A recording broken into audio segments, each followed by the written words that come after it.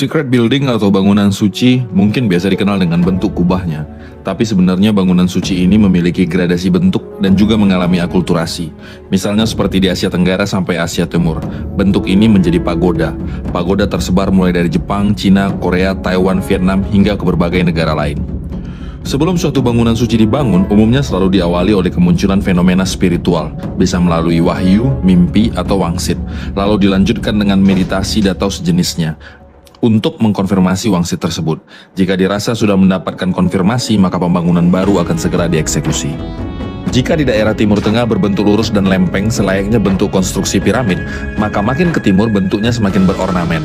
Dan yang paling indah dari gradasi ini menurut saya adalah Indonesia, yakni berbentuk pura atau candi.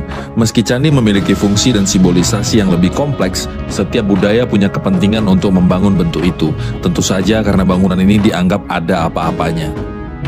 Dugaan saya, bangunan seperti ini justru bergerak menyebar awalnya dari Indonesia, kemudian mulai meluas ke Asia Tenggara, India, Asia Timur, dan terus menyebar hingga ke wilayah Timur Tengah, bahkan Eropa, yang selama ini banyak dipercayai bahwa budaya bangunan segitiga berasal dari daerah Timur Tengah.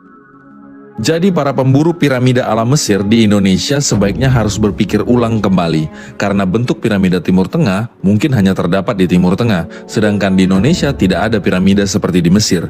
Di sini ada yang lebih bagus, lebih ornamental dan mengandung simbol-simbol, yakni candi-candi.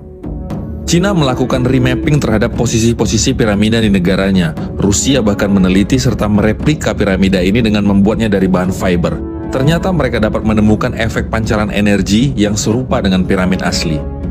Para peneliti Rusia telah memanfaatkan bahwa piramida memiliki pusat energi yang produktif, yang dapat dimanfaatkan dalam banyak hal, seperti produktivitas pertanian, mereduksi energi atau mental negatif pada manusia, dan lain-lain. Jepang bahkan mengarahkan penelitinya untuk meneliti di bawah laut.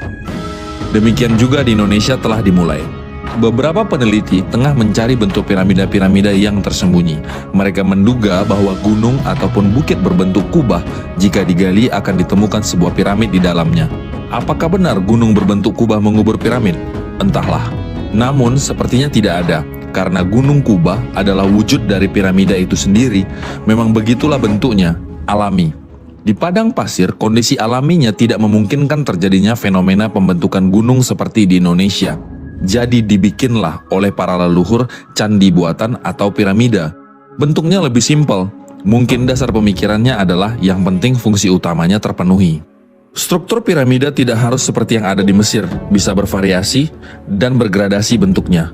Bisa dibuat dari satu bongkahan batu raksasa berbentuk kubah seperti piramida Giza atau beberapa bongkahan batu raksasa. Lalu tumpukan batu-batu besar yang membentuk kubah atau bahan besar yang berundak-undak seperti yang ada di Gunung Padang. Tumpukan pecahan batu pasir seperti yang ada di Gunung Lalakon, dan banyak gunung berbentuk kubah lain di Indonesia. Bergradasi sesuai dengan bentuk menhir seperti Gunung Parang di Jawa Barat atau seperti arkeologi dolmen alias Stonehenge yang tersebar di Inggris atau berbagai negara lainnya. Sementara itu, bentuk yang paling berbudaya luhur adalah seperti bangunan candi. Dengan kata lain, semua bentuk di atas bisa dikategorikan sebagai lingga, simbolisasi gender laki-laki atau yang dalam kosmos yin-yang semesta, atau disebut juga kosmos lingga yoni semesta. Seluruh jagat memiliki platform ruh atau spirits yang sama.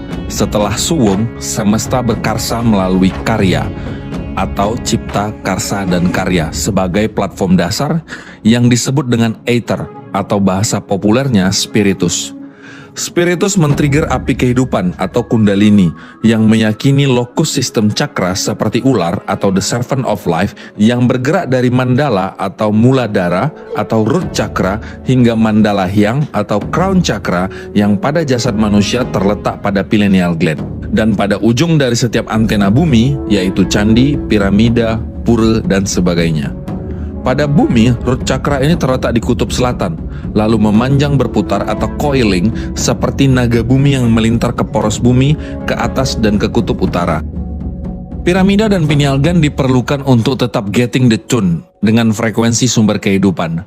Pada manusia, cara mentuningnya adalah dengan menyetel tubuh untuk berada pada keadaan meditatif. Sedangkan pada bangunan piramida, candi, dan lain-lain, dengan tuner, misalnya kristal, atau dengan mengkonsentrasikan akumulasi energi dari suatu ritual massah. Dalam keadaan devoid atau tanpa perubahan, maka akan terjadi seleksi alam. Yang sesuai dengan frekuensi alami akan mengambang naik, manjing, dan menjadi terang. Serta yang out of tune akan didesak terdegradasi menjadi arang. Ujung trisula manusia atau pineal gland merupakan sumber wireless client PC yang berpusat pada Universal Consciousness Network, yakni server jagat yang saling terhubung antara satu dan yang lain dan memusat pada suatu sistem manunggal, yaitu mata jagat atau matahari. Mari kembalikan kejayaan negeri matahari.